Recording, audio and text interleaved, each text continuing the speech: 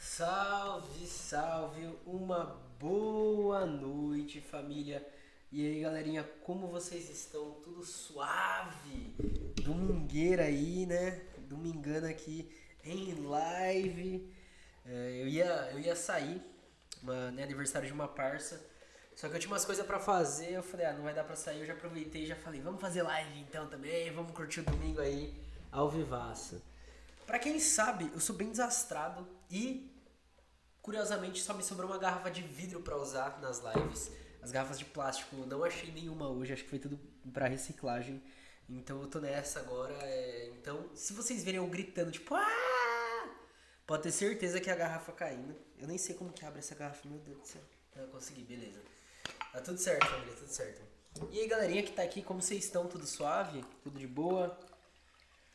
Ai, ai, cara, pro domingo de vocês estarem aqui, eu falo, ou vocês estão muito empenhados em estudar, ou falar pra vocês, tá difícil a situação, hein? Vim mais rápido que liberou. Salve, salve, Fred Brant. E hoje o assunto é quente, hein? Vou falar pra você hoje, né? Vai trocar uma ideia aqui sobre Gilberto Freire, sobre quem mais? Darcy Ribeiro, Guerreiro Ramos. É um assunto bem interessante a live de hoje. Eu tava ansioso pra falar sobre Gilberto Freire. Bom domingo, Titoísmo. Uma honra sempre aqui. Calma aí, deixa eu atualizar o chat aqui, que eu tô vendo que tá bem zoado, né? E... Mas eu vou falar pra vocês, tá complicado a Twitch hoje, ontem e hoje. Nossa. Ou o OBS, né? Porque meu OBS tá bem zoadinho, bem zoadinho. Enfim, por onde a gente começa? Bom, vamos começar pelo de sempre, né? Primeiramente pelos avisos. Família, foi marcado para o começo de abril, se eu não me engano, entre os dias 4 e 8, o ATL, Acampamento Terra Livre, que é mais uma mobilização indígena, se não me engano, é a 18ª edição. Mais um ano aí que eles vão estar se mobilizando. A pauta continua sendo a mesma pauta do ano passado, que é o marco temporal, além de outras pautas que sempre são agregadas no meio. É importante frisar que ano passado eles começaram na mesma época a mobilização em Brasília. Ela se estendeu até julho, até julho, tipo, direto. Teve uma paradinha, mas eles voltaram ainda em julho e aí se estendeu até setembro. Em setembro que a gente tem a maior mobilização indígena desde a Constituição de 88. E aí né, foi de agosto para setembro. Aí em setembro a gente teve a Marcha das Mulheres Indígenas. Em outubro a gente teve a luta pela. Eu não vou lembrar o nome certo do negócio, mas era para educação indígena e educação quilombola. E agora a gente tem mais uma programação. Então você que faz parte de alguma organização, você que faz parte de um movimento, de um coletivo, enfim, de qualquer coisa que possa estar se mobilizando, é importante demais aí, galera, trocar ideia com quem está né, na frente do movimento que você participa e tudo, para apoiar, seja ajudar como puder para a divulgação da questão financeira, seja apoiando financeiramente, porque ano passado tiveram vários problemas, desde locomoção até questão de ônibus que foi parado pela PM ou pela PF e ficou horas e horas lá. Então tem toda a questão de alimentação, toda a questão já ainda durante o transporte. Lá no acampamento chegou a faltar água, chegou a faltar comida, enfim. Vários problemas assim. E, mais ainda, se vocês puderem, se vocês tiverem a possibilidade, se vocês estiverem numa faculdade, conversa com o movimento estudantil. Pra quê? É preciso muitas mãos para construir ali. Aconteceu uma coisa muito peculiar, peculiar não, né? Porque é triste o bagulho. Tipo assim, a PIN Sudeste, que era a organização que eu tava, né? Então era da galera aqui do Sudeste, tava junta e tinham várias, né, as outras delegações dos outros estados e das outras regiões. Porém, algumas delas organizaram cozinhas próprias, só que tinha uma cozinha geral, porque tem gente que vai no dia lá, enfim, tem vários povos, tem vários grupos que vão sozinhos, né? Então, tipo assim, estão isolados do resto da galera na questão de organização ali. E aí tem uma alimentação geral e a PIN Sudeste, ou seja, a grande maioria de nós eram indígenas, estavam trabalhando lá enquanto eles tinham que estar numa mesa de debate, enquanto eles tinham que estar fazendo a apresentação deles, enfim, enquanto tinham que estar resolvendo vários outros BOs. A galera da PIN Sudeste foi quem organizou a delegação para ir trocar ideia diretamente com o ministro da Educação. Então, tipo assim, ao mesmo tempo que você tinha que estar lá no corre da cozinha, você tinha que estar pensando nisso daqui e tal, não sei o que. E a galera não indígena tem uma das formas de mostrar que tá do lado tá fazendo essa função, né? Quando a gente descia pro ato, porque é longe lá onde fica o bagulho, né? Algumas pessoas, geralmente eram lideranças ou pessoas selecionadas, que ficavam tomando conta das barracas. Então, tipo, essa galera não podia nem colar no ato deles, tá ligado? No ato que é construído por eles. Então eu acho que é muito importante a gente somar aí como puder nessa questão. Mostrar realmente, porque se a gente fala de aliança, se a gente fala que a luta deles é uma das principais lutas que a gente tem no Brasil e tal, não sei o que, a gente tem que mostrar que a gente realmente tá lado a lado, ombro a ombro, ajudar a construir e lutar realmente lado a lado, tá ligado? Assim, além do que, eu vou falar de experiência própria, ali é um lugar de aprendizado, assim, tipo, puta, que não, assim, mano, é muito louco isso, tipo, tem informação dessa parada pro RJ. Camarada, então, eu ainda tô meio por fora das informações, mas assim, eu vou trocar ideia essa semana com o camarada que organizou a última, porque eu acho que ele ainda tá na liderança esse ano. E aí eu vou avisando a galera como eu puder. O que acontece? Agora eu tenho contato com uma galera que sempre avisa, sempre se mobiliza, enfim, tá nesses corres. Então eu vou tá compartilhando nas redes, né? Então qualquer coisa fica de olho lá. Mas se você conhecer alguém da faculdade, ou se você estiver na faculdade, as faculdades a gente. Mano, eu acho que é uma das primeiras coisas do movimento estudantil no começo de ano colocar e falar, ó, essa mobilização ela tem que acontecer, a gente tem que exigir que a faculdade, além de ajudar no transporte, não sei, que anule as aulas e coloque elas pra depois pra repor. É melhor repor a faculdade numas férias do que o marco temporal passar, tá ligado? Isso daí não é bom pra ninguém. A gente tá falando aí de eliminação de povos, biomas, enfim. Então as faculdades elas puxaram o ônibus na última manifestação, na última mobilização. Eu acredito que nessa vai ser igual. Só que a gente tem que exigir essas coisas de tipo presença, tá ligado? Porque, por exemplo, enfim, eu fiquei por 0,4 esse semestre numa matéria e eu tinha menos de 70% de presença, tá ligado? Só que a faculdade cagou pra essas coisas que eu apresentei, enfim. Então a gente precisa correr atrás disso. Acho que é só isso, assim, de recado geral. E aquela coisa, onde eu posso ler mais disso, camarada? Vamos lá, família, eu vou mandar os links aqui porque realmente eu acho isso muito importante. Eu tô pegando aqui no Insta, porque eu acho que eu vou mandar da articulação principal, e a partir dela vocês conseguem ter aí contato com o geral. Se deixa a internet funcionar aqui, boa. Vamos lá. Aqui eu tô mandando o link da Articulação dos Povos Indígenas do Brasil no Instagram. É a PIB.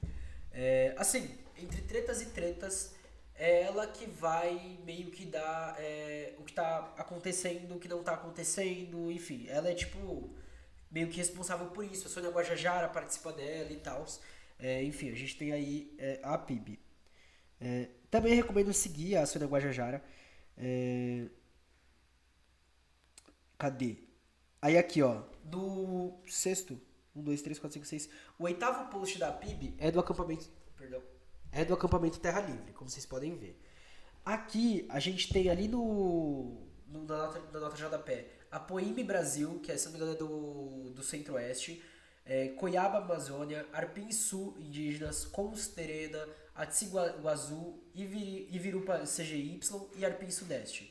Então ali tem os arrobas marcadinhos das principais organizações que articulam aí de levar essa galera.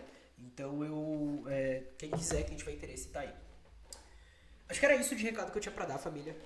Outro recado que eu queria falar é que vocês viram o WhatsApp admirando a Rihanna nos eventos que eles estão indo, né? Ela linda, grávida, e ele tipo, vence na vida. Enfim, só esse comentário mesmo.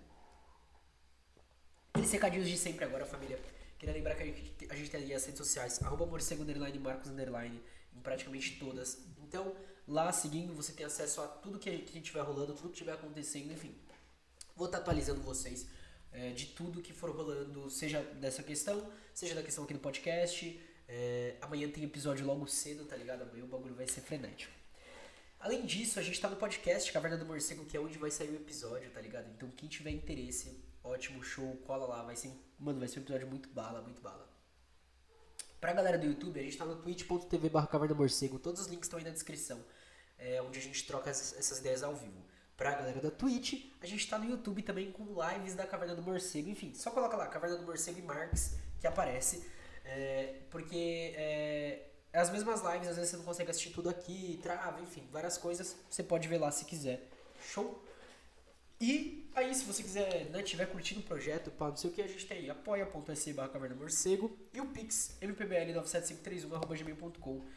Inclusive, vou mandar a mensagem aqui, vou mudar a mensagem aqui. Calma aí, deixa eu ver qual. Não sei se eles já. Porque assim, a PIB ela tem uma coisa muito interessante que ela sempre manda. Tipo, cada acampamento tem um nome, tá ligado? Enfim. Deixa eu marcar aqui. Vamos demarcar Brasília.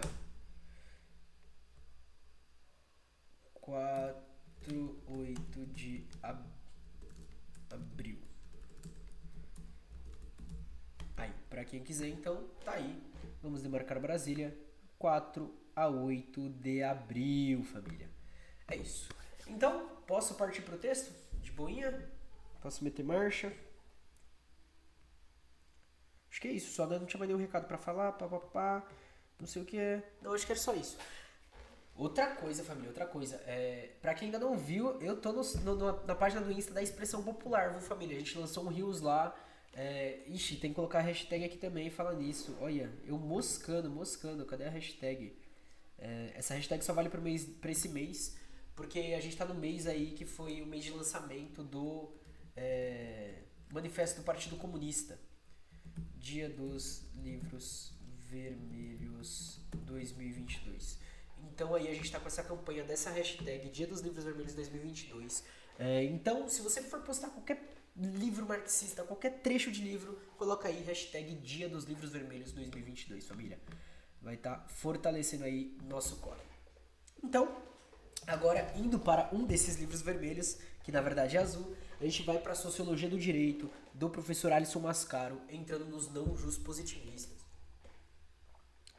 Então, a gente está falando aqui de as sociologias de Gilberto Freire, Guerreiro Ramos e Darcy Ribeiro. E aí, o professor Mascaro agrupa neste caminho pensadores que não enxergam no direito positivo, nem na sua ausência, nem na sua distorção, o problema fundamental da sociabilidade e mesmo de sua juridicidade. Por se tratar de um caminho que agrupa em negativo os que não se fundam em leituras positivas, seus posicionamentos e seus proveitos sociais e políticos jurídicos são múltiplos. Eu acho importante marcar aqui seus posicionamentos, seus projetos sociais, políticos e jurídicos são múltiplos. Porque a gente vai ter conservadores, como Gilberto Freire, que eu acho que ocupa a maior parte desse capítulo, né, em relação aos outros dois, e progressistas, como o Guerreiro Ramos e Darcy Ribeiro. Começando então por Gilberto Freire, né? A gente sabe, ele entrou muito na discussão que a gente tem recentemente. Ele nasce em 1900 e vem a falecer em 1987 e é um dos maiores intérpretes do Brasil. Não a nível de ser bom, mas a nível de... a gente sabe, ele está penetrado dentro das leituras da direita. Sua visão teórica, desenvolvida especialmente na primeira metade do século XX, se caracteriza por um horizonte de muito agrado à própria narrativa que a população brasileira faz de si mesma. Deixa eu marcar aqui. Ao contrário de Sérgio Buarque de Holanda e Raimundo Faroro, para os quais há problemas estruturais com a formação histórica do Brasil, o Freire enxerga nessas circunstâncias sua própria força. A colonização portuguesa no Brasil é tomada pelas lentes de Freire como um caso notável de adaptação de uma civilização europeia moderna nos trópicos. Vários dos mitos da excepcionalidade brasileira aqui ganham tratamento sociológico. Então ele pega esses mitos e ele dá uma certa cientificidade, tá? A relativa brandura, a maior amistosidade da relação entre senhores e escravos, a valorização da mestiçagem, a superação de esquemas interpretativos racistas, a importância da cultura brasileira, comida, vestimentas, usos linguísticos, comportamentos, por sua própria definição. Casa Grande e Senzala é a obra mais conhecida do Gilberto Freire. Ela é publicada em 1933. Boa noite, anarcobicha, seja bem-vindo, camarada. A gente tá no terceiro parágrafo já do livro Sociologia e Direito, quer dizer, já ainda, né?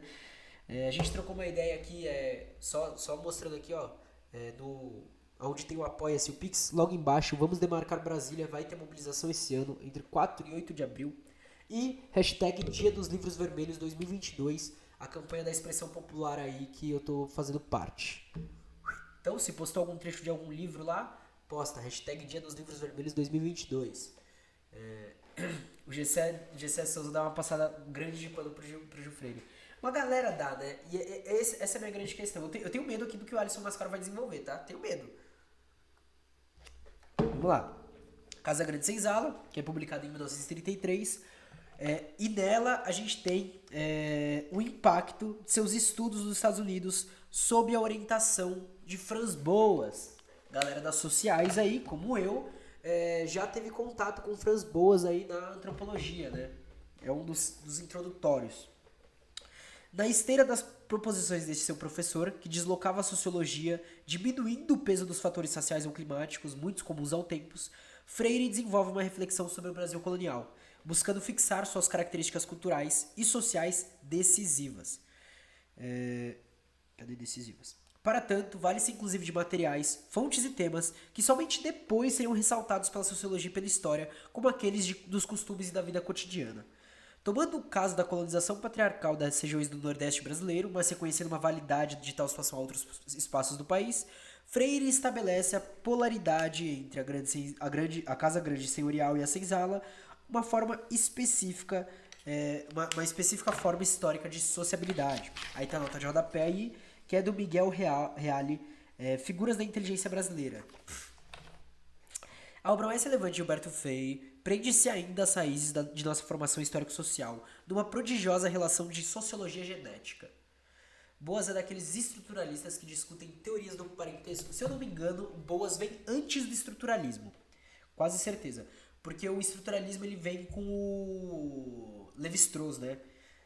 Mas o Boas, ele... Ai, será que eu tô com os meus textos aqui? Eu não tô. Cadê? Eu não lembro qual a escola que ele segue, se é a escola norte-americana.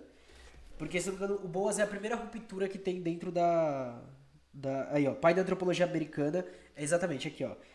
Ele é da corrente culturalista. O Reale é aquele fascista, né? Miguel Reale, vamos ver agora. Filósofo. Foi secretário da Justiça do Estado de São Paulo e reitor da Universidade de São Paulo. Se ele foi reitor da Universidade de São Paulo, era. Nasceu em 1910, faleceu em 2006. Formação USP e Colégio Dante Alighieri.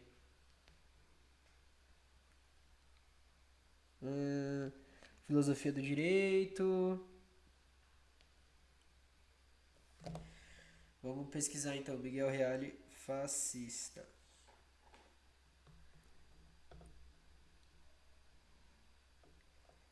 Suas obras integralistas foram reeditadas pela Universidade de Brasília em 3 tomos de 1983, ao lado dos artigos Amor à Liberdade, Nós e os Fascistas da Europa e Corporativismo e Unidade Nacional, bem como A Crise da Liberdade de sua fase socialista.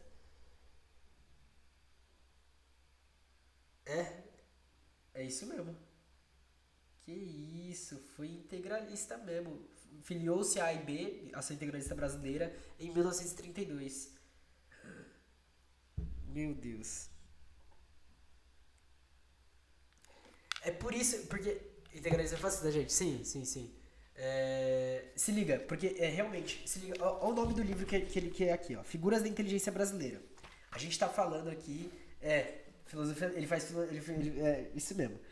A obra mais relevante de Gilberto Freire prende-se ainda às raízes de nossa formação histórico-social, numa prodigiosa realização de sociologia genética, mas já é possível antever alguns de seus pontos de vista sobre o sentido total de nossa história.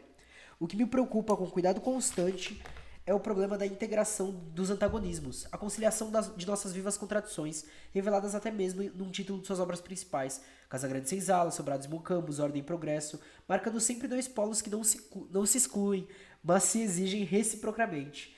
Há, em suma, uma dialética de complementariedade subjacente às formas gilbertianas da nossa compreensão histórico-social. Cara, meu Deus do céu. Deixa eu marcar aqui só pra... Deixa eu marcar que ele é fascista também. Meu Deus do céu. Cadê aqui? Integralista. E aí, na sequência desse livro, Freire vai se ocupar da decadência do sistema patriarcal. Defesa da ideologia da democracia racial. Exato. Não, Freire se ocupará da decadência do sistema patriarcal colonial no século XIX, tempo da independência e do império, da independência do império. Na obra Sobrados e Mucambos, no qual se vale da simbologia do antigo senhor escravizado que se sai da casa grande rural e vai para o sobrado urbano, bem como do escravizado que sai da senzala para o mucambo, Freire vê, nesse período entre os séculos XIX e XX, a mestiçagem ganhando força e suas qualidades marcarem a sociedade brasileira. Vamos lá. Vamos ver o que o Freire tem a dizer em Sobrados e Mucambos, pela editora Global aqui.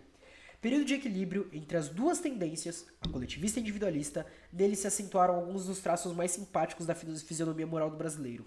O talento político de contemporização, o jurídico de harmonização, a capacidade de imitar o estrangeiro e de assimilar-lhe os traços de cultura mais finos, e não apenas os superficiais. De modo geral, o brasileiro típico perdeu as perezas paulistas e pernambucanas para abainar-se em político, em homens de cidade e até em cortesão. É o triunfo mais largo e menos individual do mestiço, do curiboca e principalmente do mulato, do meia-raça, do caldeado, no sangue ou na cultura. Através de melhor correspondência, não diremos de caráter rigidamente psicológico, derivando esta correspondência de imposições biológicas, mas socialmente psicológico, entre o líder mestiço e a massa, em sua maioria também mestiça. Então, é aquilo que o Alisson ele abre, né? O Gilberto Freire, na real, ele consegue tornar científico uma ideia que já era colocada pelas elites, saca? Essa ideia, o Brasil faz dele, na época o Brasil, a gente sabe que é Brasil nessa época, né? São as elites.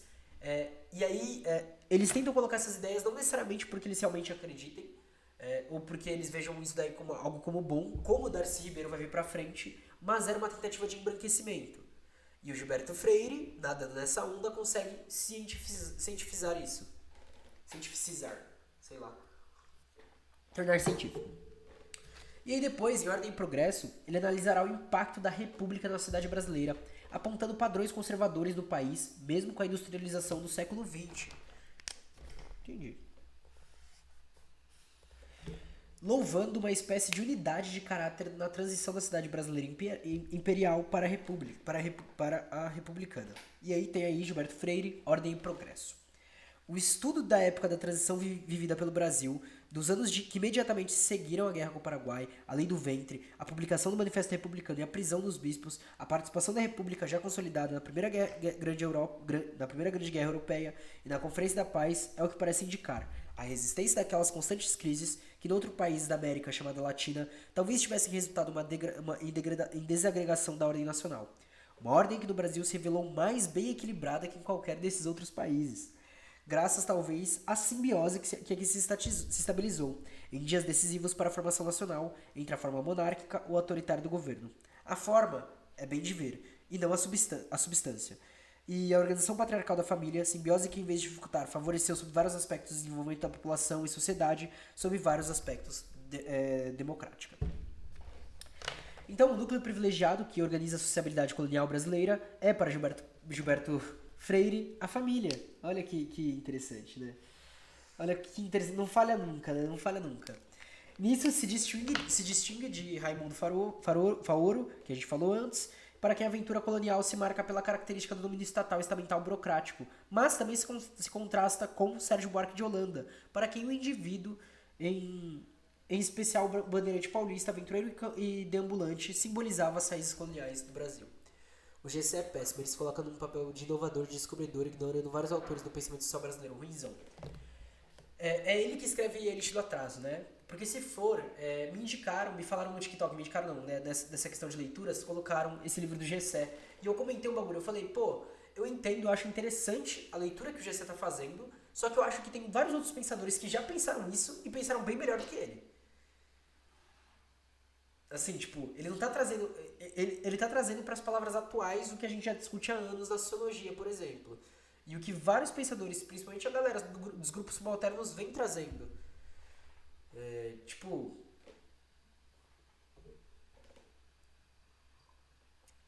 Mas, ok, né? Quem sou eu pra falar alguma coisa? Eu fiquei quieto. E aí, o Freire, analisando em especial o latifúndio monocultor nordestino, no qual o elemento colonizador se fixara, acentua seu caráter patriarcal, organizando, a partir da casa grande, a família, os escravizados e os agregados. É no seio da família patriarcal que se consolidam as características típicas da sociabilidade luso-tropical. Freire rompe com a ideia de que a colonização brasileira não foi de fixação de terra, equipara mesmo a inglesa no norte-americano, embora com características próprias, mas reconhece uma natureza eminentemente familiar. E a gente tem aqui Casa Grande Senzala, formação da família brasileira sob o regime da economia patriarcal. A partir de 1532, a colonização portuguesa do Brasil, do mesmo modo que a inglesa da América do Norte, e ao contrário da espanhola e da francesa nas duas Américas, caracteriza-se pelo domínio quase exclusivo da família rural ou semi-rural. Domínio a que só o da igreja faz sombra, através da atividade, às vezes hostil ao familismo, dos padres da Companhia de Jesus. A família, não o indivíduo, nem tampouco o Estado sem nenhuma companhia de comércio, é desde o século XVI o grande fator colonizador do Brasil. A unidade produtiva, o capital que desbrava o solo, instala as fazendas, compra escravos, bois, ferramentas, a força social que desdobra em política, constituindo-se na aristocracia colonial mais poderosa da América. Sobre ela, o rei de Portugal quase reina sem governar. Os senadores de câmara, expressões desse familismo político, cedo limitam o poder dos seis e mais tarde o próprio imperialismo. Ou antes, parasitismo econômico que procura estender do reino às colônias os seus tentáculos absorventes. A colonização por indivíduos, soldados da fortuna, aventureiros, desagregados, cristãos, novos fugidos, a perseguição religiosa, náufragos, traficantes de escravos, de papagaios de madeira, quase não deixou traço na plástica econômica do Brasil. Eu não preciso falar nada, né? Que esses outros grupos, como por exemplo, traficantes de escravos, embora tenha relação direta com os grupos mercantilistas, mas deixou marcas econômicas. A gente tem aí uma questão de um mercado, de um mercado negro que rola nessa questão. A gente não tem só as frotas principais dos principais países. Enfim, a gente tem muita coisa que vai mexer na economia.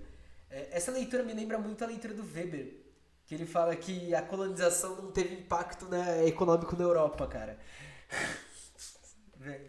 O cara tem coisa que fala que o pensamento de Florestan Clóvis Darcy é incompleto, síndrome de estrelinha. Então, assim, eu até entendo você falar, ó, Florestan é incompleto em tal parte, Clóvis em tal parte, Darcy em tal parte, beleza. Só que você tem que desenrolar bem. Porque se não apresentar nada concreto,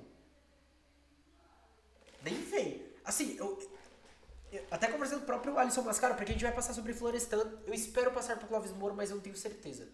Mas a gente vai passar por Florestan. Tem muita coisa do Florestan, principalmente dessa segunda fase do Florestan, que é a que a gente vai trabalhar aqui, a fase dele realmente revolucionário. Que, cara, é bagulho de louco. Como o que ele traz pra Estado e movimento social dá pra usar hoje, tá ligado? Tem que ter muita bagagem e tem que desenrolar bem pra desbancar esses caras. Assim, o Clóvis, mano, eu li Sociologia do Negro Brasileiro, parça. Até hoje, quando eu volto no texto, eu vejo coisas assim que eu olho e falo, cara, eu não tinha pegado essa linha, velho. Que fita. Porque é um livro, nossa, é um estudo do caralho, mano. Caralho. Enfim, se ele tá falando...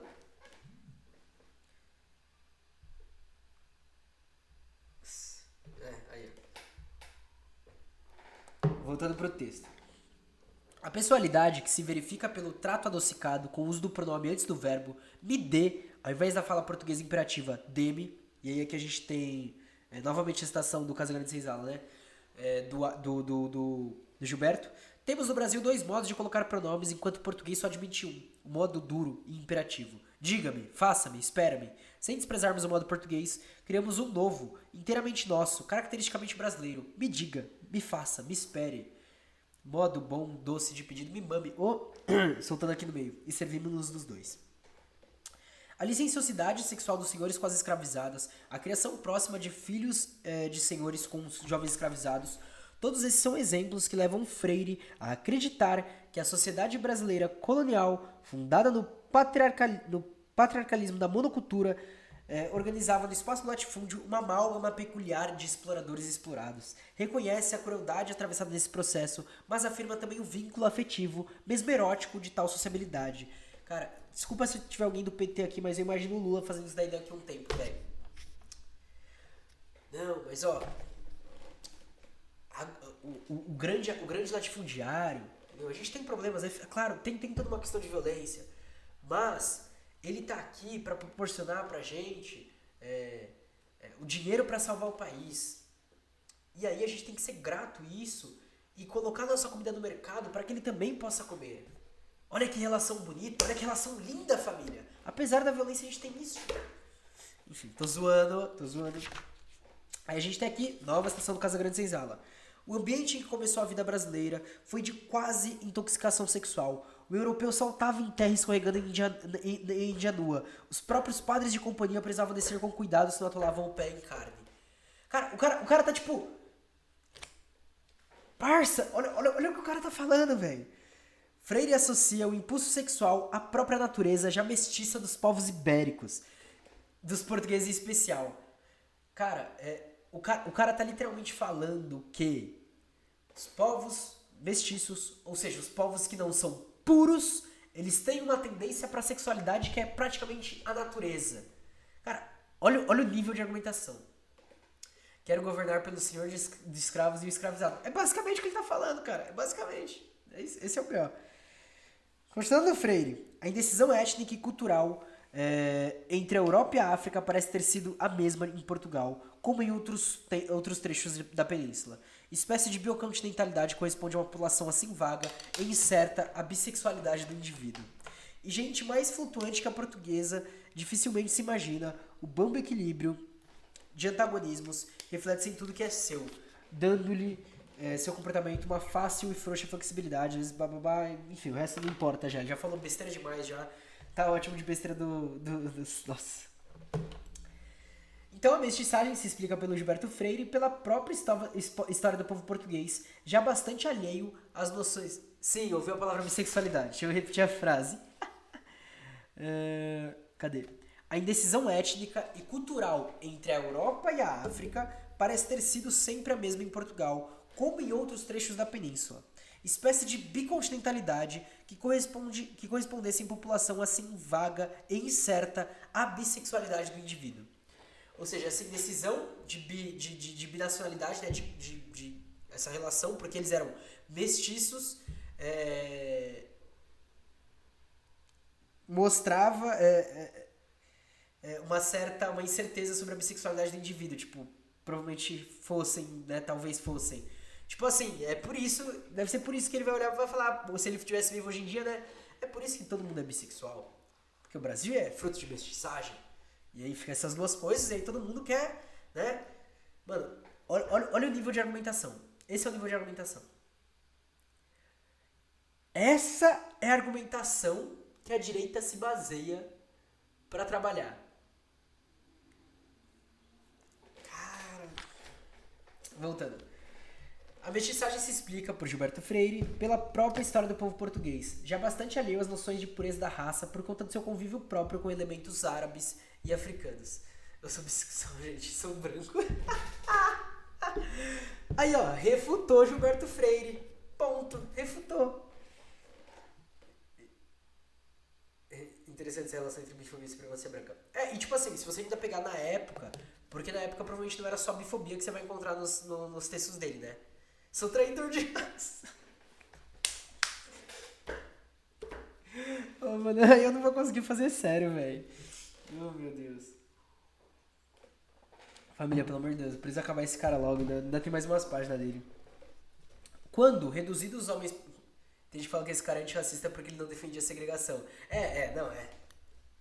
cara tá pela gente, parça. Ó, quando os reduzidos homens portugueses aportam ao Brasil, sua proximidade sexual com os indígenas e depois também com africanos faz com que a barreira da monogamia e do interdito do cruzamento racial, bastante presente na colonização estadunidense, por exemplo, não se apresente de modo marcado na situação brasileira. Também é isso que leva à não monogamia. Graças ao impulso sexual, foi possível aos portugueses, mediante filhos com mulheres indígenas e negras, povoar e estender seu domínio a um vasto território. Para Freire, assim, a mestiçagem passa a ser uma característica singular e bastante positiva na formação da sociedade brasileira. Vamos para as duas afirmações do Freire agora. Exato. Proximidade é estupro. Híbrida desde o início, a sociedade brasileira Híbrida desde o início, a sociedade brasileira é de todas da América a que se constitui mais harmoniosamente quanto às relações de raça. Dentro de um ambiente de quase reciprocidade cultural, que resultou no máximo de aproveitamento dos valores e experiências dos povos atrasados pelo adiantado, no máximo de contemporização da cultura adventícia pela nativa, do conquistador com a do conquistado. Nossa, que nojo nesse cara, velho. E explicitamente afirma: tenhamos a honestidade de reconhecer que só a colonização latifundiária e escravocrata teria sido capaz de resistir aos obstáculos enormes que se levantaram à civilização do Brasil pelo europeu. Só a Casa Grande e a Senzala, o senhor de engenho rico e o negro foram capazes de esforço agrícola, a ele obrigado pelo regime do trabalho escravo. Ele tá tipo falando, graças a Deus a gente teve aí colonização, família. Uma salva de palmas. Então, tal valorização do processo de formação social brasileira, ressaltando o tirocínio do português, que o levou a se adaptar e com poucos homens dominar um vasto território, forjando vínculos sociais, não só cruéis, mas também doces, uma frequente polaridade que busca apagar ou balancear suas piores marcas características, faz com que o Gilberto Freire estabeleça uma leitura notadamente conservadora da sociabilidade pátria, louvando-a tal como se deu e enaltecendo institutos sociais como o da escravidão. Supremacista branco fudido. Cadê? Cara, é ridículo. Cadê?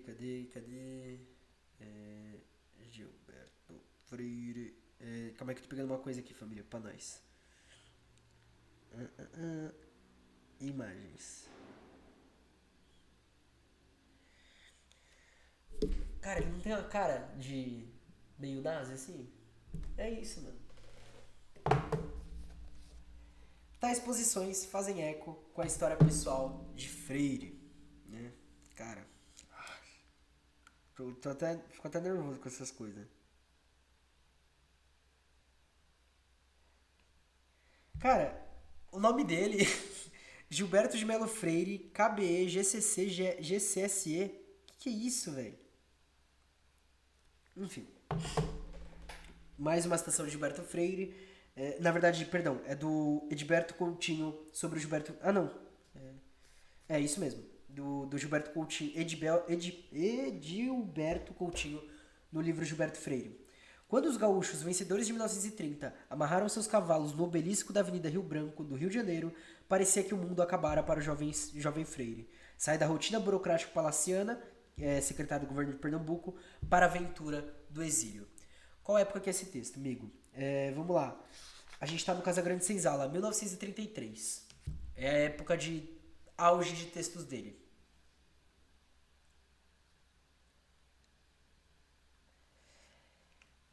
Então, essas posições vão fazer eco na história pessoal dele, né? Ele se vinculou a muitos projetos direitistas e reacionários no século XX. Ele foi antagonista de Vargas, foi líder da União Democrática Nacional, UDN, Partido Político dos Latifundiários da Direita Brasileira, apoiador do golpe militar de 64, intelectual orgânico da Aliança Renovadora Nacional. Lembrando que a gente tem uma Aliança Brasil que tentou ser formada e agora tem outra aliança surgindo, né? Arena, Partido Político da Ditadura, enfim. E no plano internacional, ele foi bastante ligado aos interesses geopolíticos estadunidenses. Em especial, ele vinculou-se à ditadura salazarista em Portugal. O ano da ascensão dos nazis mesmo, né? Exato. Então, louvando uma civilização luso-tropical de qualidades colonizadoras superiores e mais humanas que o dos outros povos. Os reflexos de tal leitura sociológica no direito são imediatos no pensamento de Freire. O cruzamento fluido e íntimo entre raças é destacado explicitamente por Freire como causa de uma suposta benignidade do direito, em passagens reveladoras de sua ideologia da pacificação racial e da bondade institucional brasileira. Vamos lá, mais uma do Casagrande Senzala, porque né, nada que seja ruim que não possa piorar. Aqui no Brasil tinham pessoas que defendiam uma posição anti-mestiçagem também, os eugenistas. Sim, de fato. É porque o que acontece? O Freire ele vai fazer parte de um outro grupo. E eu acho interessante pensar nisso. Ele começa a escrever quando a República começa a se estruturar aqui no Brasil. Porque esse período que fala, a gente é uma república e tal, não sei o que, mas está saindo da ditadura, a gente não tem uma república estabelecida ainda. E aí vão surgir os grupos eugenistas, que eles já começam a surgir, e vão existir esses outros grupos que eles também são eugenistas, tá? Só que eles têm que dar um sentido para a coesão social. Porque ao mesmo tempo que eles querem uma raça mais pura possível, o Gilberto Freire ele vai olhar para o Brasil e vai falar, só que assim, a gente não consegue fazer isso.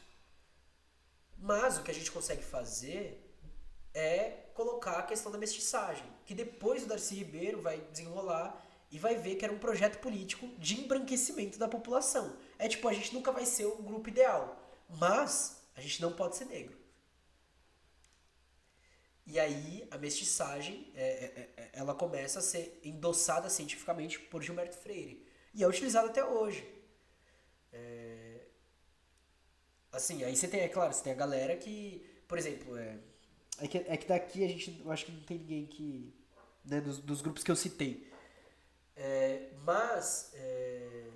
Exato, tipo, não é o mesmo grupo, mas é quase a mesma ideia, tá ligado? Puta, é foda, velho. E tipo assim, dói o coração, de verdade, assim, tipo, não é tristeza porque já é raiva, né? Quando a gente vê alguém como, por exemplo, o Sérgio Camargo, cara. Assim, é um bagulho. Não, ainda bem que a gente tem Lélia Gonzalez, velho. Ainda bem, mano. Porque assim, parça, olha o que a gente tá lendo aqui, tá ligado? E aí você vê, tipo, o cara que tá no comando do movimento de Palmares lá é um cara que apoia isso daqui, cara. Que se baseia em Gilberto Freire, cara. Você olha assim e você fala, velho, que isso, mano? Olha o nível, tá ligado? A direita se apoia ideologicamente nesse cara. Continuando. Agora com a citação do próprio Gilberto Freire. Aí, ó, Lélia Gonzalez, Otávio Brandão, Rocket Pinto. Nossas instituições sociais, tanto quanto nossa cultura material, deixaram se alargar de influência ameríndia, como mais tarde de africana, da qual se contaminara o próprio direito, não diretamente, é certo, mas sutil e indiretamente. Nossa benignidade jurídica já interpretou Clovis Bevilacqua como um reflexo da influência africana. Certa suavidade brasileira na punição do crime de furto talvez reflita particular contemporização do europeu com o ameríndio, quase insensível à noção de crime em virtude do regime comunista ou meio comunista de sua vida e economia. Não, é lógico, o Sérgio Camargo sabe o que fala, assim como o Gilberto Freire sabia o que estava falando. Saca? Eles realmente botam fé nessa ideologia que eles estão seguindo, cara. E esse é o mais... Tá ligado? A discussão sobre conservadorismo freiriano, e aqui do Gilberto, tá, não do Paulo, ainda que possa ser matizada por uma interpretação de que na verdade representaria uma outra chave de leitura da modernidade, anárquica ou dionísica, e aí tem Ricardo Benzac em Araújo, pela PUC-Rio, no Zig Zag Ensaios Reunidos, onde fala, né, a discussão do tradicionalismo de Gilberto, portanto, deve levar em consideração que sua relativa desilusão com a modernidade ocidental não implica necessariamente a adesão de uma visão conservadora da sociedade, abrindo em si um espaço para se valorizar tanto a sua vocação anarquista quanto a presença de um ideal orientalizante e dionisíaco. Por sinal, encontrável também em algumas outras versões do modernismo, no interior de sua argumentação. Esses pontos, creio eu, ocupam um lugar estratégico no caminho que leva a mais uma leitura, a mais uma interpretação da contribuição de Gilberto à sociologia brasileira. No entanto, seu horizonte ideológico mais reclamado e disputado. A obra de Gilberto Freire, ao ressaltar um suposto menor malefício da colonização portuguesa em sua política de afeto e aproximação sem preconceitos ao cruzamento racial, encaminha-se em benefício de uma construção de uma ideologia da boa integração racial brasileira. Deixa eu marcar aqui rapidinho, família. Sobre a leitura sociológica de Freire, Carlos Guilherme Mota assim aponta. A obra de Gilberto Freire, Casa Grande Senzala, atingiu ampla popularidade pelo estilo corrente e anticonvencional, pelas teses veiculadas sobre relações sociais, sexuais e familiares. Ele está batendo nos pilares do conservadorismo. Pela abordagem inspirada na antropologia cultural norte-americana, frases boas, e pelo uso de fontes até então não consideradas. Hoje, com a independência dos povos africanos e com a luta dos negros norte-americanos pelos seus direitos civis, a posição de Gilberto Freire parece inevitavelmente datada e anacrônica. A posição dele, não. Finalmente, as posições políticas de Gilberto Freire, tanto no Brasil como em relação ao colonialismo português da África, contribuíram para identificá-lo com os grupos mais conservadores dos países de língua portuguesa e para afastá-lo dos intelectuais mais criadores. Disso resulta que Gilberto Freire é hoje, pelo menos no Brasil, um intelectual de direita, aceito pelos grupos do poder, mas não pelos jovens intelectuais. O estudo da trajetória e dos vários impactos da obra de Gilberto Freire sobre os meios intelectuais assume grande importância por permitir a análise da cristalização de uma ideologia com grande poder de difusão, a ideologia da cultura brasileira. O resultado global, considerado as histórias da relação de dominação, reponta na valorização de um tipo de relacionamento racial que dê abertura para a mestiçagem. Nesse ponto residiria o pretenso modernismo da obra freiriana. Fortalecia-se a ideologia da democracia racial. O nome do livro, tá, família? Para quem quiser, ele é de 2008, bem recente, da editora 34, é Ideologia da Cultura Brasileira, do Carlos Guilherme Mota.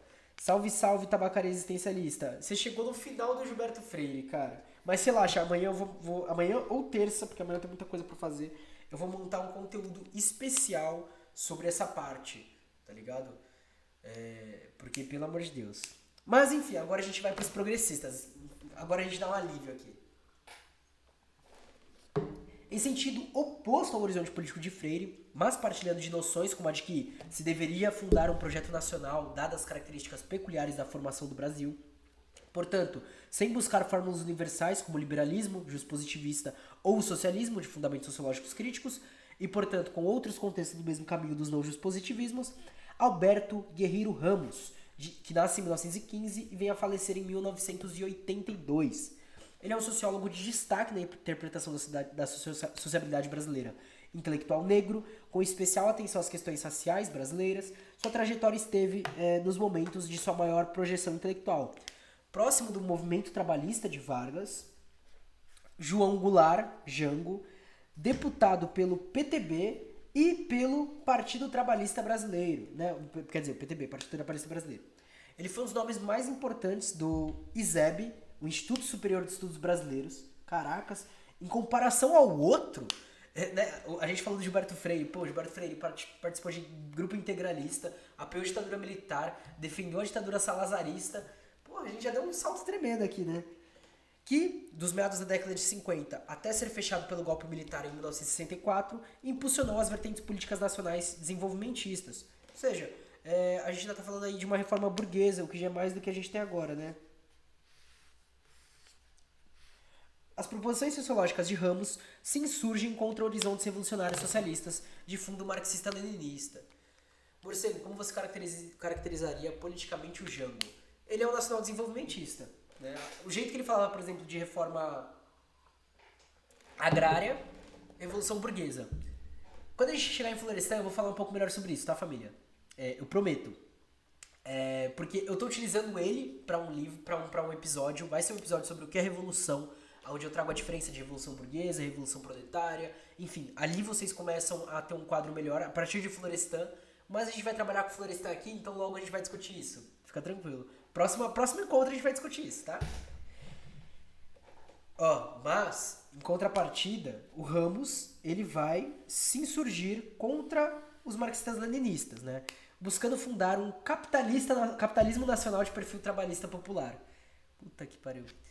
Boa noite, Lucas. Salve, salve, camarada. Muito obrigado, camarada. Muito obrigado. Na verdade, aqui o meu primo deixou. Tipo, ele deixou, tá ligado? Aí tá aqui. Ficou chave, né? E aí os livros eu consegui arrumar umas mesas, pá, graças a Deus, mano. Eu ia até comprar uma. A mesa que eu queria comprar, a estante, né? Era quase R$ 300, tá ligado? Pô, R$ 300 que eu não preciso gastar já é um alívio, velho. Já tira um peso já das costas. Enfim, camarada, a gente começou agora a trabalhar com o Guerreiro Ramos, né, intelectual negro, participou do PTB, do Instituto Superior de Estudos Brasileiros, só que ele era contra... É caro, é caro. Ele era contra os marxistas-leninistas. Então ele vai tentar fundar aquele capitalismo nacional popular, né? Deve ser muito próximo, é que aqui não deve ter a questão racial como central, mas deve ser aquela questão de capitalismo negro. Não, mas pode ir falando aí, Luca. A galera tá inclusive conversando aqui, do nada a gente para, troca uma ideia, volta, para, troca uma ideia, volta. A gente tá assim. E aí, a sua leitura ela se mistura com padrões da sociologia estadunidense, como aqueles voltados aos assuntos da administração, da organização e da produtividade econômica. Numa última fase de sua obra, pós-golpe de 64, ele vai se transferir para os Estados Unidos, onde ele vai fazer uma construção sociológica menos fincada em termos trabalhistas ou nacionalistas. Tipo Brizola, né? É que eu acho que perdão, camarada. Eu não tenho. Eu ia mexer, eu esqueci de mexer, camarada. Perdão. Perdão, é que eu vou querer. Eu vou mandar o link aqui porque eu esqueci de mexer.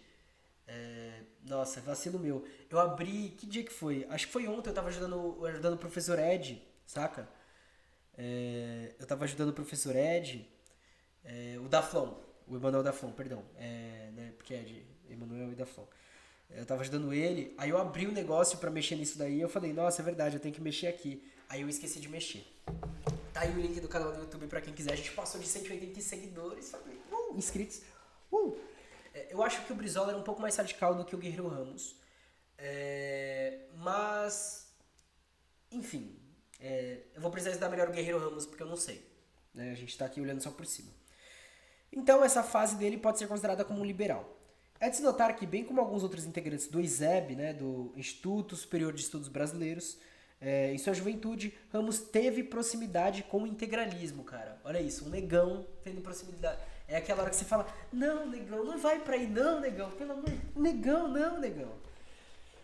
E aí, e depois, movimento de posições à direita na política brasileira. A gente tem aqui Edson Júnior Bariani, para a editora Unesp, salve editora Unesp, manda uns livros, no livro Guerreiro Ramos e a Redenção Sociológica, Capitalismo e Sociologia no Brasil, onde ele diz, o grupo de Itatiaia, embrião do IBESP e do ISEB, começou a reunir ocasionalmente em grupos de intelectuais paulistas e cariocas, alguns deles católicos, antigos integralistas conservadores e outros de posições mais à esquerda. Alguns deles tiveram anteriormente experiências com integralismo. Olha quem deixa, a gente falou agora há pouco, olha quem deixa o integralismo, ó. Roland Corbusier, Almeida Salles e Miguel Reale. Ele, né, no final, ele ainda... que foi importante ideólogo do movimento. Entre os cariocas havia também quem houvesse passado por tal experiência, como Vieira Pinto e o próprio Guerreiro Ramos. Interessante, importante essa marcação aqui. Entre as décadas de 50 e 60, no apogeu de sua reflexão de sua atuação política no trabalhismo, Guerreiro Ramos direciona seus escritos ao que chama de Revolução Brasileira. Aí, ó, Guerreiro Ramos revolucionário, cara, é isso. Em sua visão, a Revolução Brasileira seria uma mudança a partir das próprias bases nacionais, forjando uma amálgama social suficiente ao desenvolvimentismo. Revolução burguesa, ele provavelmente está falando. Não se trataria de importar fórmulas sociais já utilizadas por outros povos e na alienação de se fundar em teses estrangeiras, estaria para ele uma das causas do fracasso da transformação brasileira, mas de buscar um rearranjo da própria formação social brasileira. Vou marcar aqui só para marcar. Ok. Assim, toma uma revolução brasileira como um reformismo, uma reorganização institucional. Aí aqui a gente vai ter uma citação de novo, do mesmo livro do Edilson. A Revolução Brasileira, conforme os indicativos do Guerreiro Ramos, não pergunte pra mulher sua idade, um homem seu salário e Miguel Reale o que ele estava fazendo na década de 30. Essa foi boa, camarada, essa foi boa. Essa foi boa. Pra quem perdeu, é porque a gente cita o Miguel Reale elogiando o Guerreiro Ramos, né? O Gilberto Freire. A gente foi, né, pesquisar porque o camarada falou que ele achava que ele era fascista e tal, e realmente integralista, enfim, uma caralhada de coisa. apoiar a ditadura, o ND, Arena, enfim. E aí no final, ajeita. Então, cadê? Guerreiro Ramos deveria ser eminentemente nacional e iminentemente burguesa. Afirmar a nação em detrimento da antinação, reforçar o movimento das forças centrípetas e destruir de seu eixo as forças centrífugas. Deslocar o centro decisório para o âmago do país e elevar a nacionalidade à posição de elemento aglutinador, conscientizador da vida social.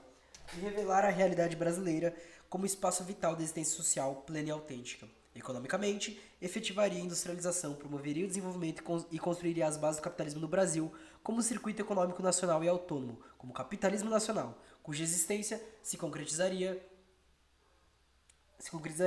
Esse processo econômico renderia frutos não só à burguesia industrial, haveria uma disseminação de seus benefícios, o que tornaria os trabalhadores interessados diretos no processo. Citação longa, hein? Meu Deus. O Real escreveu o AI1. Aí, ó. Eu li algumas citações do Guerreiro Ramos através de Silvio Almeida, de seu livro Racismo Estrutural. Perfeito, também. Mas assim, eu não lembro de... Porque eu fiz um episódio sobre racismo estrutural, acho que eu não trouxe nenhuma citação do Guerreiro Ramos. Não sei porquê.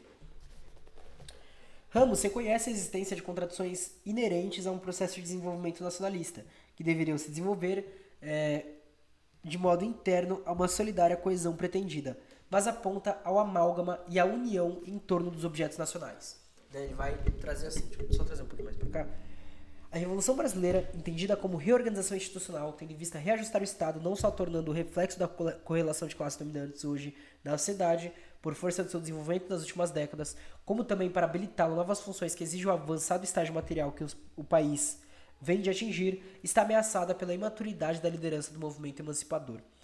Essa liderança se encontra largamente alienada, duplamente em sua ideologia e em sua organização. Em sua ideologia, porque a sua visão da realidade nacional ainda é reflexa, tributária de formulações estranhas aos termos verdadeiros da equação de nossos problemas políticos e econômicos. No tocante à organização, tal liderança atua sem um mínimo de coordenação, não poucas vezes levando seus representantes mais capazes, acatados legítimos, a cumprirem diretivas aventureiras e suicidas. A transação de que se fala aqui tem por substrato a União Nacional, sem prejuízo, aliás, de luta de classe no interior desse dispositivo solidário para efeito da emancipação geral do povo brasileiro. A Revolução Brasileira será mistificada se e enquanto os que pretendem representá-la e servi-la não se desvencilharem de fetiches verbais. A Revolução Brasileira hoje está diante do dilema mito ou verdade. Aos otários, o mito. Façamos a revolução segundo a verdade da história nacional. Cara, ele me lembrou a Socialista Morena, velho. A gente vai fazer a revolução pelo convencimento. Acabou. Só convencer, família. A Lélia Gonzalez também cita eles em seu texto sobre o conceito de América Latino. É a Sinara Menezes, se eu não me engano, o nome dela. Enfim, coloca a Sinara Menezes com Y ou Socialista Morena no Twitter, que com certeza ou vai aparecer ela ou vai aparecer alguém falando dela. Ela falou, tipo, essa ideia de revolução armada e não sei o que, ela já tá ultrapassada, não vai acontecer nada disso, porque agora o que a gente precisa é convencer. É weberiano, enfim, cara. E ela falou isso um dia depois que eu li o Weber, velho. Eu comecei a pegar umas partes do Weber, assim, mano, que encaixava muito com o que ela tava dizendo. E eu olhava e falava, velho, olha isso, mano. Olha o que ela tá dizendo, velho. Tipo assim. Enfim. Em caminho político similar ao de Guerreiro Ramos, mas se valendo de ecos do pensamento de Humberto Freire, embora invertendo a compreensão e os proveitos de análise, destaca-se a sociologia sobre o Brasil de Darcy Ribeiro. Aqui entramos em Darcy Ribeiro. Nossa, ele falou pouco de Guerreiro Ramos, né? Enfim, depois eu vou ter que dar uma olhada nesse texto da Lélia Gonzalez e voltar no Silvio Almeida. Quebrar a burguesia no papo, é isso. Você chega lá, você vai com o seu livrinho conversar, falar, não, mas olha, não sei o que, pau. Enfim, quer dizer, você nem precisa de livro, você nem precisa estar indo conversar, né? Você sai na rua, enfim.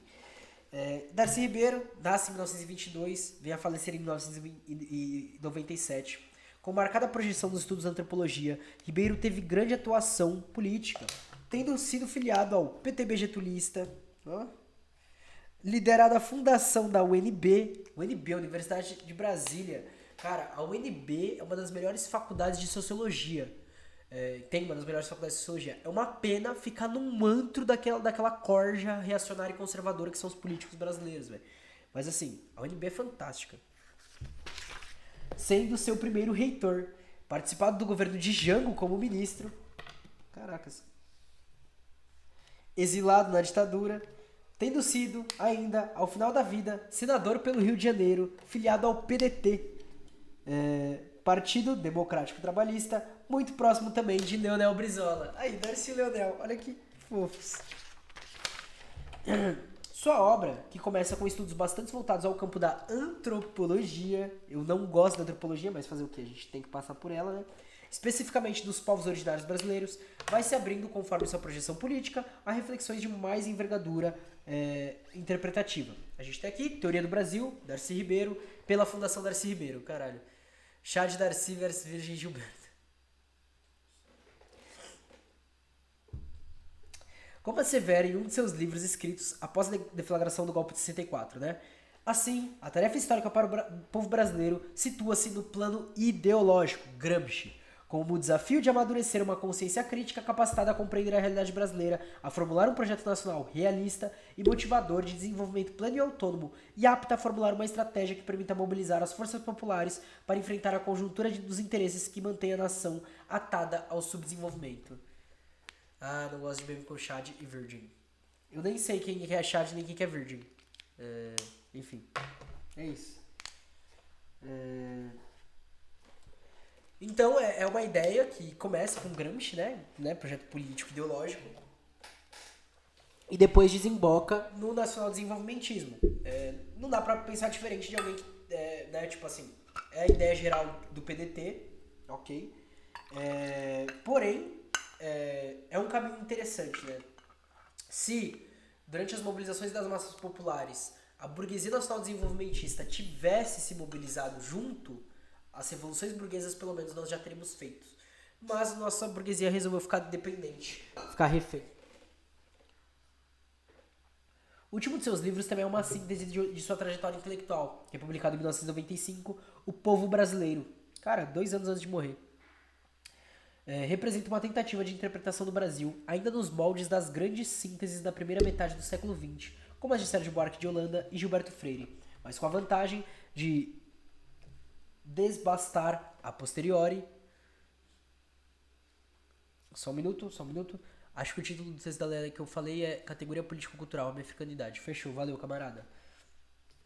A posteriori, problemas que foram constantemente apontados nessas obras. Aqui ele traz, na verdade aqui é Aguinaldo dos Santos e Isa Grispum Ferraz, no livro, no trecho Darcy Ribeiro, numa organização de intérpretes do Brasil, clássicos, rebeldes e renegados pela Boitempo, cara. Pela Boitempo. Boitempo, lança esse livro pra nós, caralho. Vamos lá. Via-se próximo de autores como Gilberto Freire, Câmara Cascudos e Sérgio Buarque de Holanda, que percebiam a formação do Brasil traços que lhe eram muito particulares, mesmo entre os vizinhos hispânicos. É desses autores da primeira metade do século XX, questionadores do Carmo Ibérico, a crença segundo a qual o nosso subdesenvolvimento era fruto do atraso dos portugueses, índios e africanos, que Darcy buscará inspiração para defender a cultura brasileira como nova e original de humanidade, capaz de superar os modelos antigos herdados do velho mundo. Então você repara aqui que a gente tem ainda certos atrasos no pensamento do próprio Darcy Ribeiro. O Brasil não teve revolução burguesa? Não! Mas eu volto a discutir isso no episódio com o Florestan Fernandes. Eu não vou trabalhar com isso daí agora, a não ser que o Alisson comece a se aprofundar aqui. Mas eu não vou trabalhar com isso daí agora. Mas não. Essa discussão é uma das discussões que eu mais gosto. Porque quando eu comecei a discutir, comecei a entender, minha mente fez muito um... Tá ligado? E, tipo, agora, como a gente não tá no tema, eu não quero sair muito, tá ligado? Porque quando a gente lê e a gente foca nisso, parça, dá pra trocar aí uns 10, 15 minutos só sobre isso, assim, tipo, direto, sem se aprofundar. Só isso daí. É o que eu falei, eu tô escrevendo um episódio sobre o que é revolução. Eu tô usando 2 textos, um do Florestan Fernandes, outro do Álvaro Garcia Lineira. 2 livros, na verdade, né? E já tá com 20 páginas, velho. Já tá com 20 páginas. Então, tipo assim, é muita coisa pra discutir. Muita coisa pra discutir. O que é revolução, o que é revolução burguesa, quem faz a revolução burguesa, como se faz uma revolução burguesa, qual a relação com o imperialismo, quais são os passos para a revolução burguesa não parar numa revolução burguesa e tornar uma revolução proletária. Enfim, quem vai estar nessa revolução burguesa. Enfim, é muita coisa. Voltando. Ribeiro ainda incorpora estudos mais rigorosos no campo da antropologia e atenções mais destacadas a temáticas, como aquelas ecológicas, dando importância a questões como a dos conflitos sociais havidos em solo brasileiro por razões bióticas, a guerra bacteriológica causada pelas doenças dos brancos, contra os quais não havia resistência biológica dos indígenas, e por razões ecológicas. Interessante. O Milton Santos tem contribuições também sobre esse tema, né?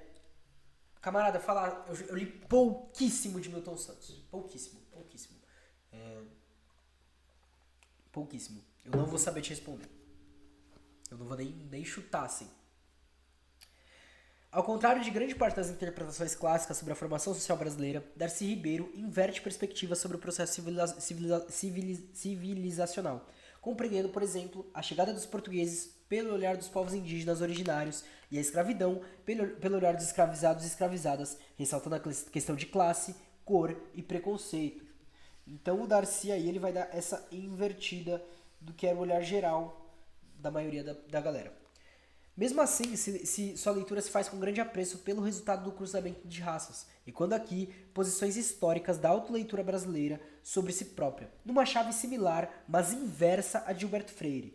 Então, ele está olhando para a mesma coisa, e aí ele vai olhar e vai falar, ok, a gente tem esse processo acontecendo, só que vai propor uma democracia racial, mas afirmando que ela só é possível com uma democracia social. Você indo um pouco além, né? Porque ele não é radical, ele tá no intermédio entre uma visão justpositivista e uma visão radical. Você colocar um Fanon, por exemplo, aí você consegue encaixar bem. Porque ele vai falar sobre a questão da... esqueci... né? Tipo, o pessoal fala de humanismo revolucionário, mas é outra questão do pensamento dele que eu queria colocar, mas que ele fala da superação pela afirmação. Ou seja, somente entendendo essa categoria que foi construída, né? A questão de raça, a questão de povos distintos, enfim, essa questão. A partir do momento que a gente consegue superar essa questão, que só pode ser superada junto com a destruição da sociedade de classes, a gente consegue superar isso. Ele não fala bem sobre desracialização, né? Mas ele fala sobre superar a visão que a gente tem de raça a partir da afirmação. Porque isso é uma coisa que já está posta. Só que se a gente quer construir um novo mundo, a gente tem que passar sobre isso. Não, então, é que tem uma palavra que é tipo assim, é que eu não vou lembrar agora. Se eu não me engano, tá no vídeo do Jones Manuel. Ih, não tá aparecendo o nome. Salve, salve! Quem seguiu, meu Deus do céu. Porque deixa eu atualizar aqui o bagulho. Mano, minha Twitch tá zoada, meu OBS, quer dizer. E a internet também, pelo visto, ó. Nem carrega. Carregou. Tá mostrando o nome de ninguém. Quem que me seguiu, família? Só dá um salve aí, só pra eu falar seu arroba aí, falar salve, salve, seja bem-vindo. E pá, porque minha Twitch tá biruta. Como diz o grande Casé, tá piroca da cabeça. Não vai aparecer, família. Se você puder dar um oi aí, dar um salve, falar salve, salve, Marcola. Porque realmente não tá aparecendo. Se foi alguém que já me seguia e se inscreveu aí, também dá um salve, porque não tem como eu saber também. Enfim, se não me engano, tá no vídeo do Johnny sobre o Fanon. É de uns 2 anos atrás o vídeo, então, né, por isso que eu não lembro.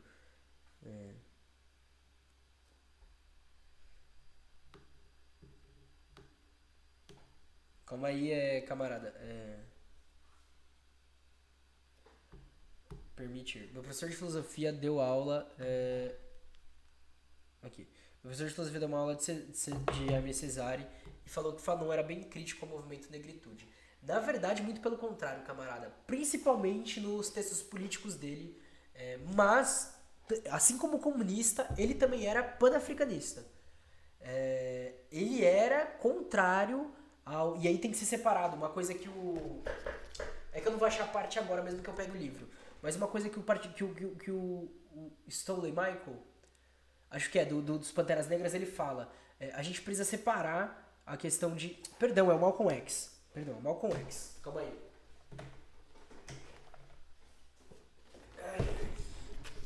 É o Malcolm X que fala. Não, não é o Malcolm X que fala, cara. Cadê? Não, não é o Malcolm X que fala. Se é ele, não é nesse livro.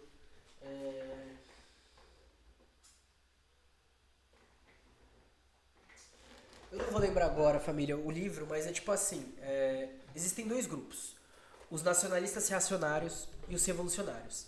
Aí algum livro que tem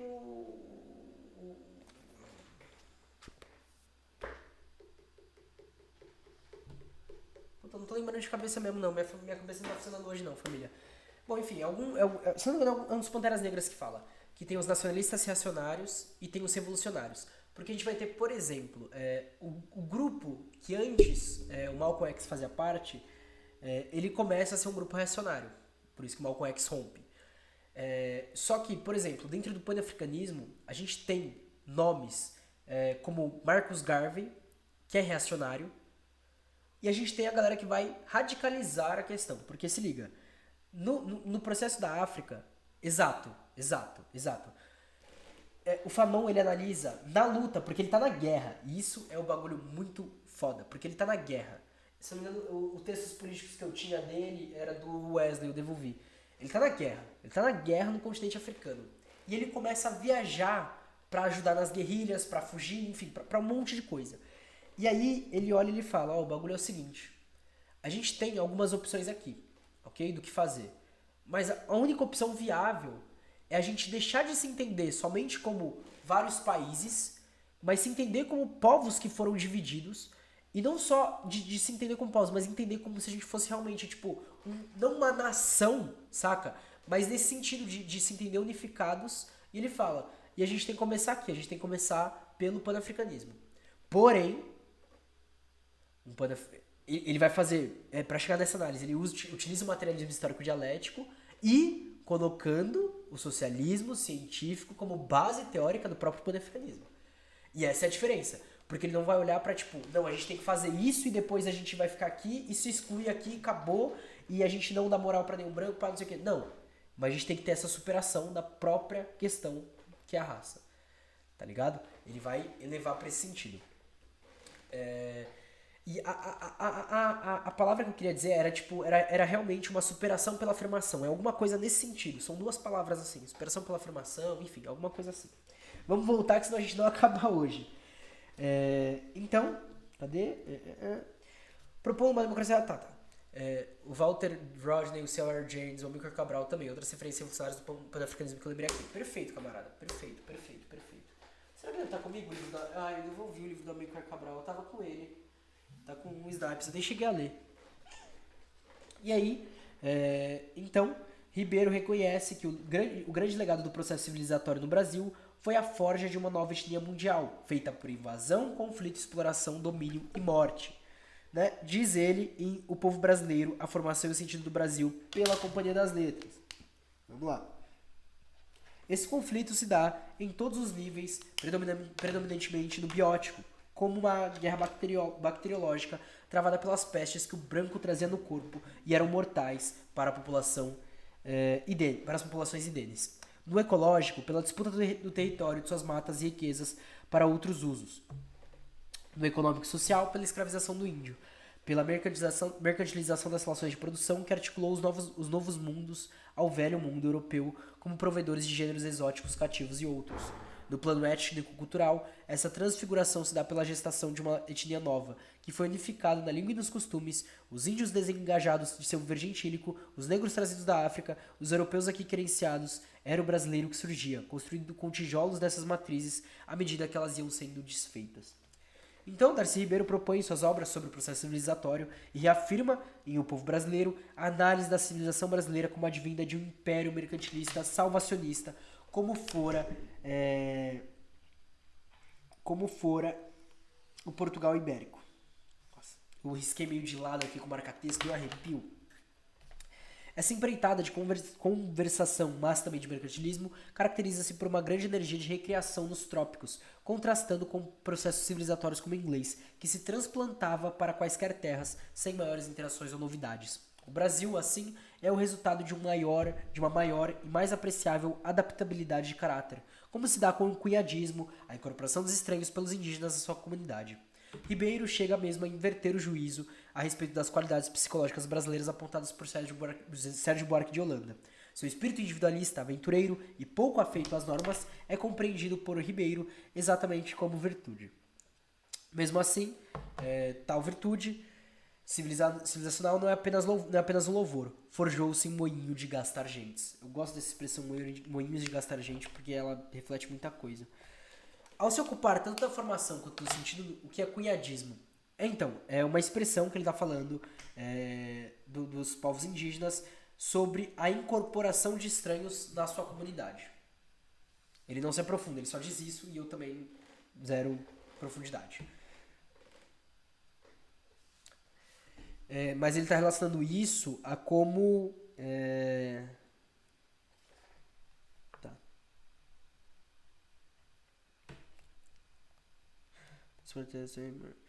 Aqui, ó.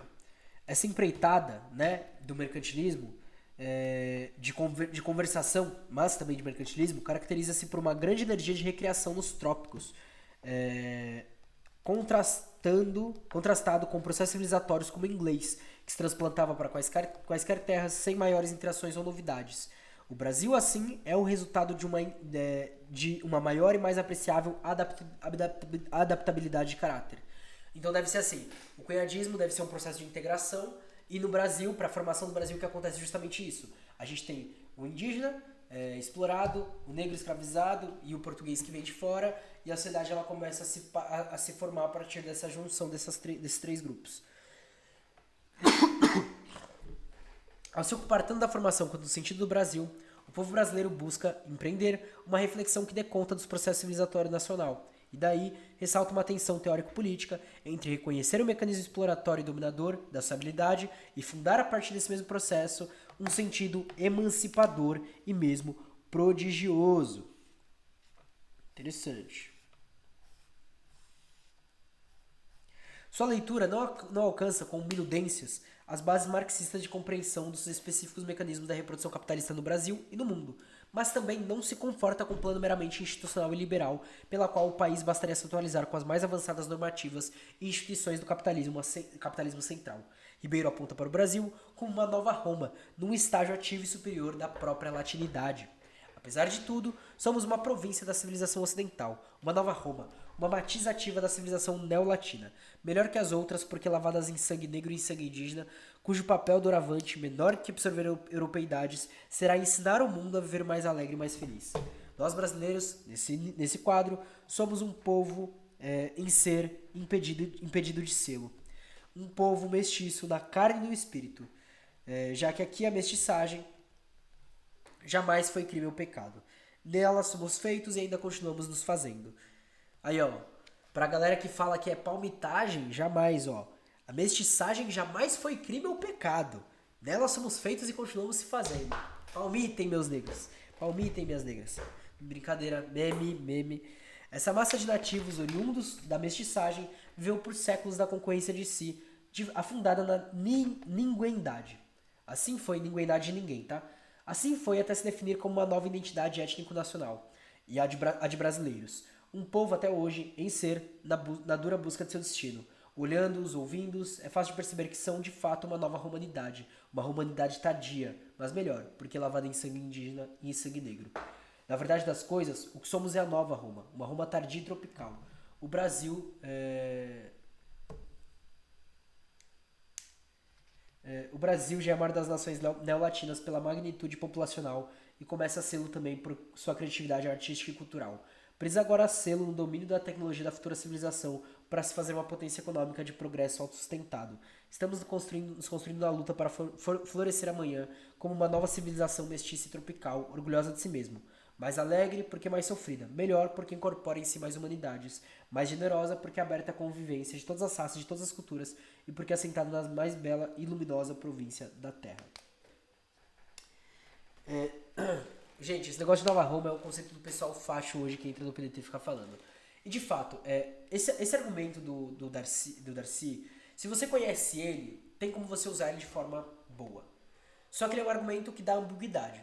E esse é o problema de não ter uma base científica. É por isso que a gente fala do marxismo. Mas esse é o problema de não ter uma base científica. Porque se liga, ele tá falando pra gente aprender com o que aconteceu. Ok? Ponto importante. E que as nossas relações elas vão se forjar a partir disso. Mas ele não quer um capitalismo melhorado e ele também não. Só que ele não tem o final, o horizonte revolucionário.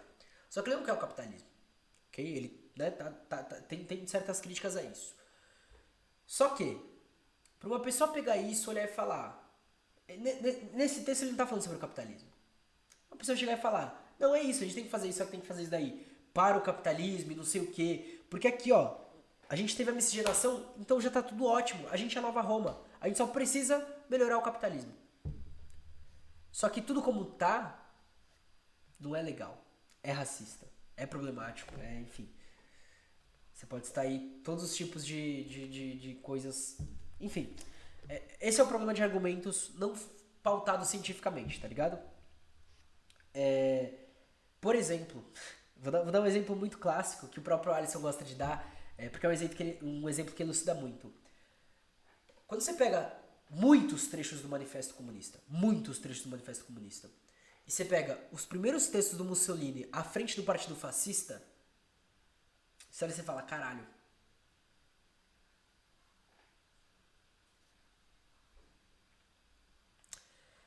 Ainda mais na época, que na época você tinha, né, enfim. E hoje acontece isso. É o mesmo modus operandi. Você rouba certas palavras, tira elas do contexto.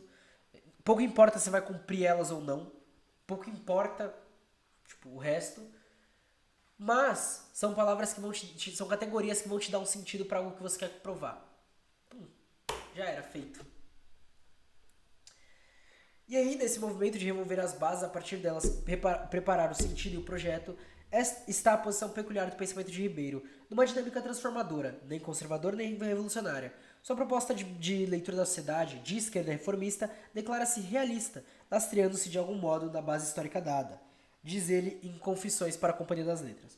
A confluência dos dois movimentos sociais mais importantes do Brasil, que são o PT e o PDT, é indispensável, porque através dela é que se irá construindo a nova esquerda, armada, afinal, de consciência crítica que o Brasil necessita vitalmente. Aí desembocou no pessoal e o pessoal está sendo corrompido.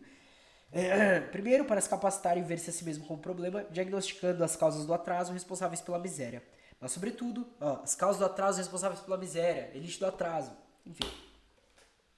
Mas, sobretudo, a partir dessa análise realista, encontrar as brechas da história que nos permitirão concretizar a Revolução Brasileira como um empreendimento concreto, nosso, que se faça aqui, sobre nosso chão, abrindo perspectivas de transformação capazes de beneficiar aqui e agora o grosso da população brasileira, até hoje marginalizada. Portanto, visão crítica. Seu corrista, tá aí, camarada. Salve, salve, família. Suave? De boinha?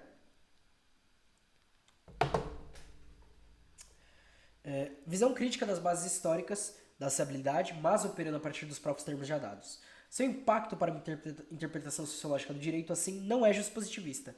Não se trata de banhar a sociabilidade de institutos jurídicos estatais ainda não chegados ou mal implantados,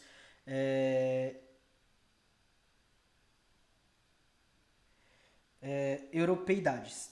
Trata-se de aproveitar a experiência civilizatória dolorosa, mas ímpar brasileira, para dela buscar forjar outra etapa civilizatória mundial, apontada por Ribeiro como mais alegre e feliz, mestiça e tropical. Eu achava legalzinho quando escutava a letra do hino daqui Pernambuco. Mas foi o que eu falei, não necessariamente vai ter um ar reacionário, mas pode ser usado, tá ligado? Filhos do Brizola, pode pá. Cara.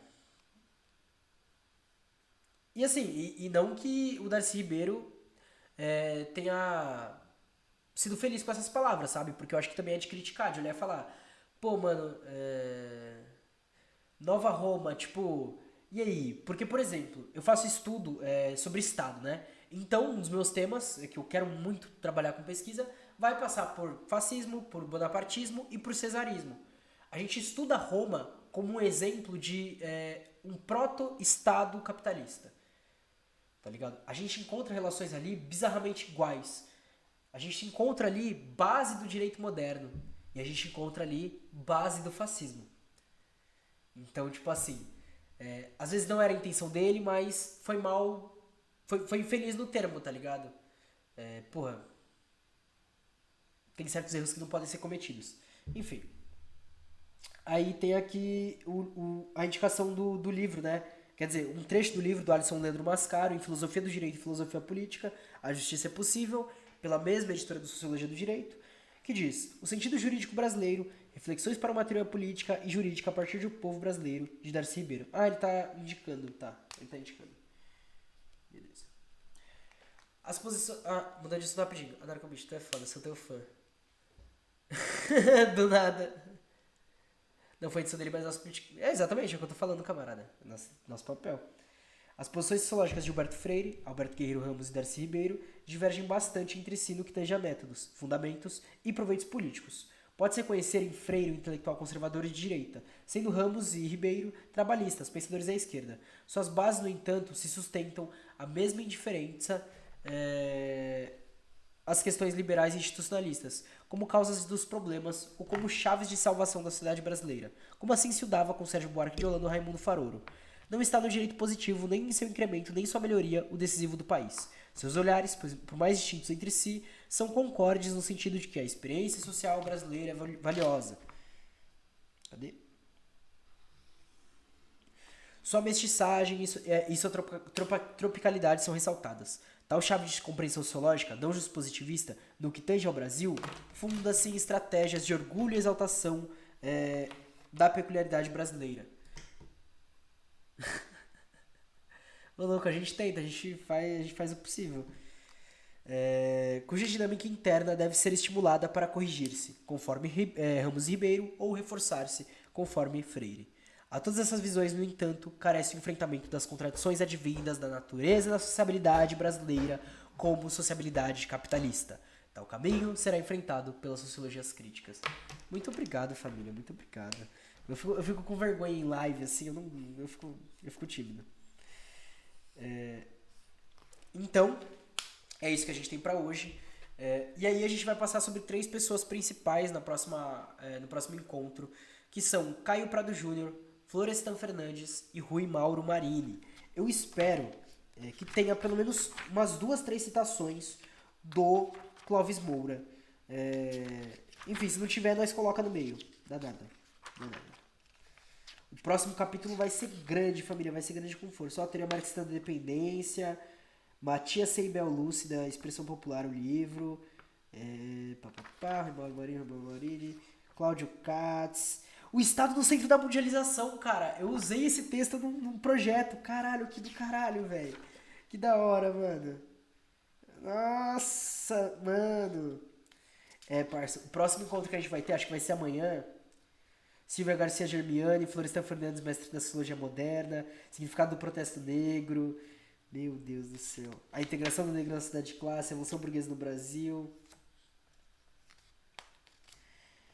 Jesus do céu. Vai ser doideira, família. Vai ser doideira. O bagulho vai ser louco.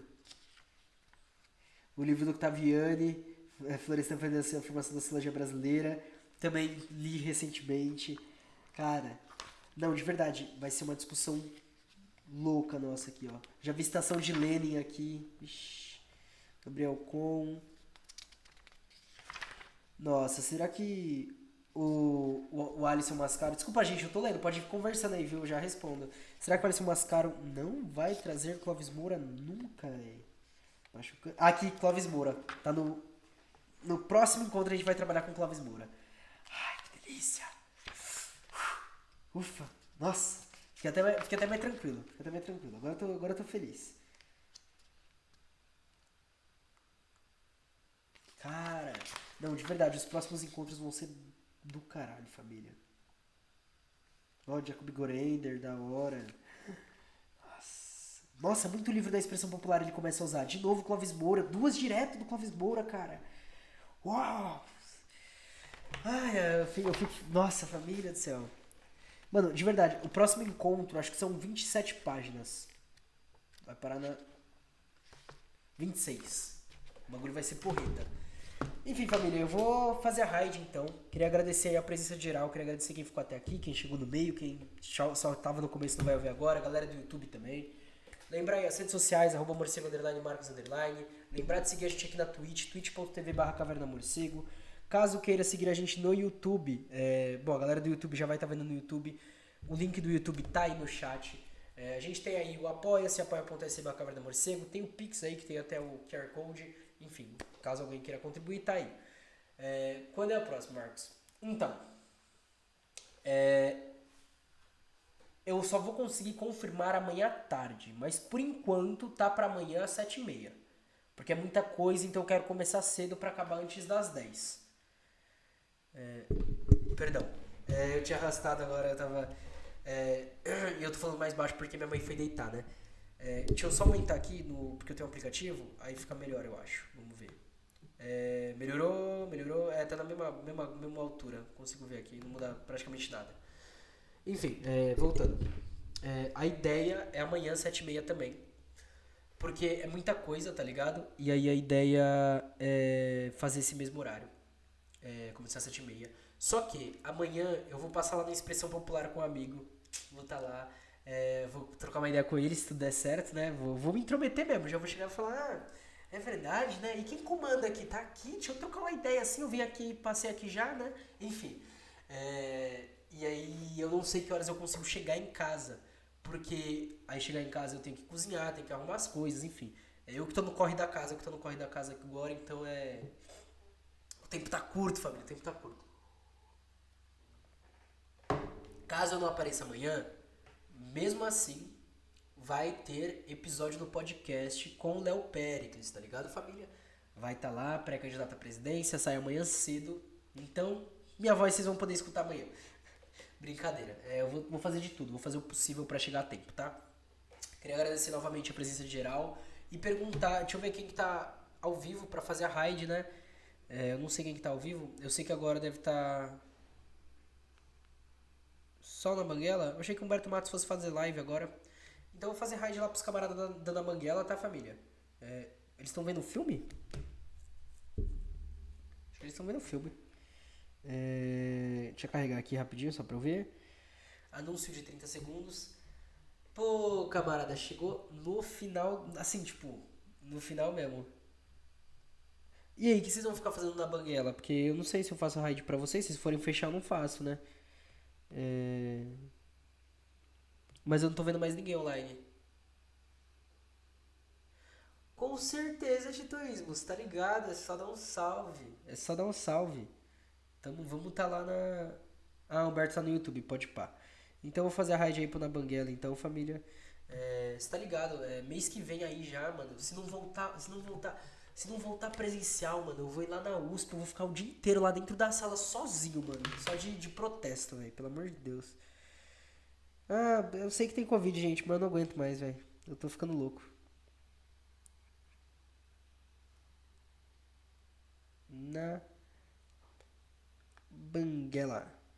Então, família, um beijão. Faz live lá, é verdade. Fazer live lá é estouro. Putz, já voltou presencial se eu correr. Assim, eu ainda tenho mais um mês, tá ligado? Metendo presencial só pra que tá no final do curso.